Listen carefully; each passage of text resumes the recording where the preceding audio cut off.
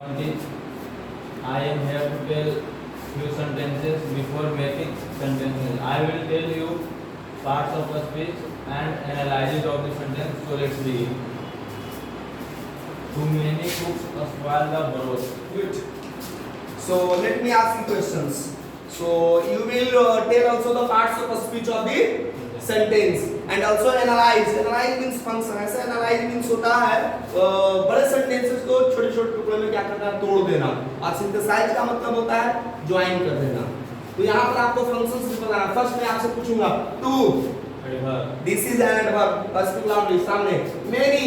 This is an adjective. चलिए how can you this is an adjective. कुछ point बताओ. Adverb. What is an adverb? An adverb is a word which modifies of a verb.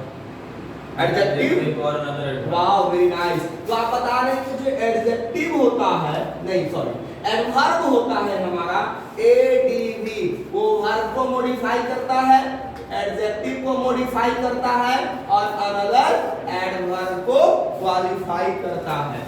और कुक्स हमारा क्या हो गया? Noun. ठीक है, तो ये हमारा कुक्स नाउन है.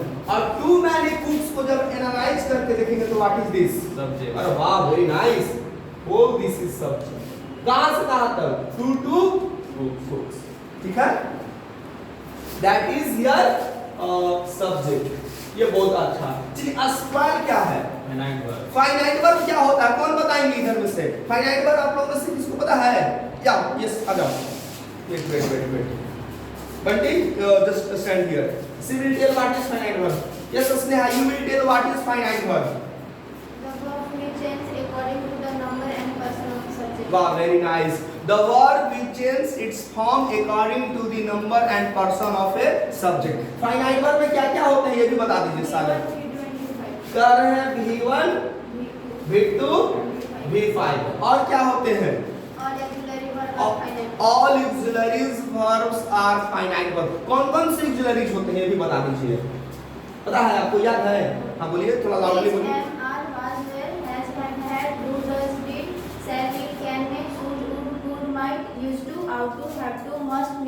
अरे वाह, that's great.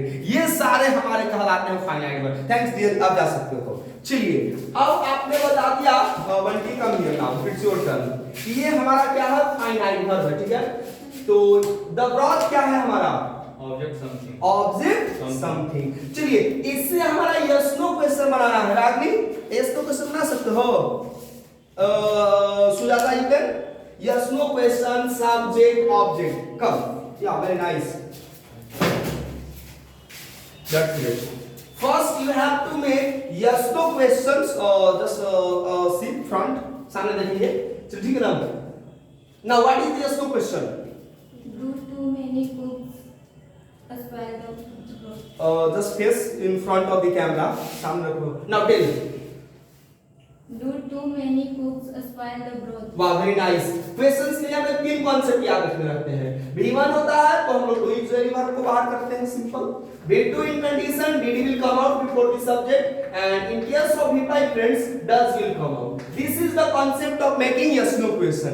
Every situation if there is no auxiliary verb और auxiliary verb होता है तो हम लोग auxiliary verb को बाहर कर देते हैं. जैसे कि एग्जांपल लेकर देते हैं. He has written a letter. yes no question बना सकते हो. बनाइए तो आइए को सामने. yes बोलिए तो. He has written a letter. He has written the letter. हाँ. Has he written the letter? वाह very nice. He has written the letter का, ठीक है ना. यानी has auxiliary verb क्या आता है? बाहर आता है. बहुत ग्रेट है. तो ये हमारे क्या होते हैं आपके yes no question. यही तो he is walking, is he walking. Clear? चलिए आइए, अब आपको बताना है क्वेश्चन. इधर आ जाइए. Yes, simple. अब आपको बताना है yes no question. तो आपने सुन लिया कि do too many cooks spoil the broth. ठीक है. अब हमको बताना है इसको सब्जेक्ट से क्वेश्चन कैसे करेंगे. Subject somebody. Subject somebody. वाह, कुक्स इन रसोइया. इसका क्वेश्चन हु सिंपल. क्वेश्चन इससे करते हैं हु से. बहुत बढ़िया है. चलिए आंसर बोल दीजिए boldly. Who do spoil the broth? तो डू हम लोग इस्तेमाल नहीं करते, भूल गए थे, कोई बात नहीं है. सब्जेक्ट के सिचुएशन में हम लोग डू का इस्तेमाल नहीं करते. It's okay, it's okay, it's okay, no matter, कोई बात नहीं है. Who spoil the broth. ठीक है ना. अब हमको द ब्रॉथ, दिस इज जो है हमें ये ऑब्जेक्ट है।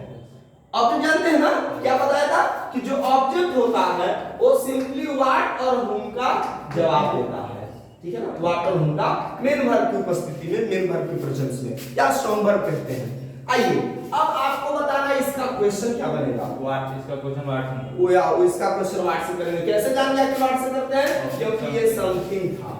चलिए ऑब्जेक्ट समथिंग को व्हाट से करेंगे, करके दिखाइए। What do too many cooks. Wow, what do too many cooks, यही हमारा बन गया ऑब्जेक्ट का। और इसका आप क्वेश्चन बना सकते हो टू के लिए। नो सर, नहीं, चलिए इट्स ओके। और अच्छा, can you tell me the real meaning of this sentence. Too many cooks spoil the broth. एक हिंदी में कहावत है, क्या कहावत है, ज्यादा जोगी मत ज्यादा जोगी मठ पूजा। मतलब अभी एगो मठ है, मठ समझते हैं ना, यहाँ पर सेंट लोग रहते हैं, 7 लोग रहते हैं, और उसमें बहुत ज्यादा हो जाएगा, सब लोग अपना अपना नियम कानून लगाएंगे तो पता चला मठ ही खत्म हो गया। अब ये हमारी इंग्लिश क्लब है, ठीक है। अब इसमें बहुत सारे लोगों को हम बॉस बना देंगे या सब लोग, तो क्या होगा, सब लोग अपने अपने तरफ से इस संस्था को हैंडल करेंगे। पता चलेगा कि अगले महीने आते आते संस्था पूरी तरह से क्या होगी, बंद हो गई। तो इसको अब now you have to tell the English meaning of that proverb. This is a proverb, tell. I can't give answer. You can't give answer. The answer is here. You can. आइए सर, आइए, बहुत सारे। चलिए, explain the real meaning of that sentence. The real meaning of the proverb, too many cooks spoil the broth. If we cross the limit of anything, then it is harmful for us. Wow, very For nice. example, if we have a grocery of 5 people and we cross the number of people to 10, then we cannot fulfill our demands. Wow, very nice, sir. Thank you, sir. Now I will summarize the meaning of that proverb. The answer is, if too many people or more than required, a lot of people, a large number of people are involved in an activity or task. If a lots of people are involved in a single task or activity, what will we do? Definitely, surely we can say the work will not be done properly. अब एक ही काम में अधिक लोग involve हैं तो स्वाभाविक है सब लोग अपना अपना दिमाग चलाएगा तो निश्चित तौर पर काम हमारा क्या हो जाएगा, बिगड़ जाएगा। तो यही था हमारा too many cooks spoil the broth, जिसको हम कहते हैं ज्यादा जोगी मठ पूजा। तो किसी काम को दीजिए, एक काम के लिए उसमें एक व्यक्ति क्या होना चाहिए, प्रायोरिटी हो, उसको सुप्रीम हम लोग बनाएंगे और उसके अंडर में सारा काम होगा। तो फ्रेंड्स ये था आपका एक क्विक सेशन, और छोटा सा रहा। तो फिर हम आपको मिलेंगे अगले सेशन में कुछ नए सेंटेंस के साथ। चलिए, थैंक यू फ्रेंड्स, सबको आज के लिए।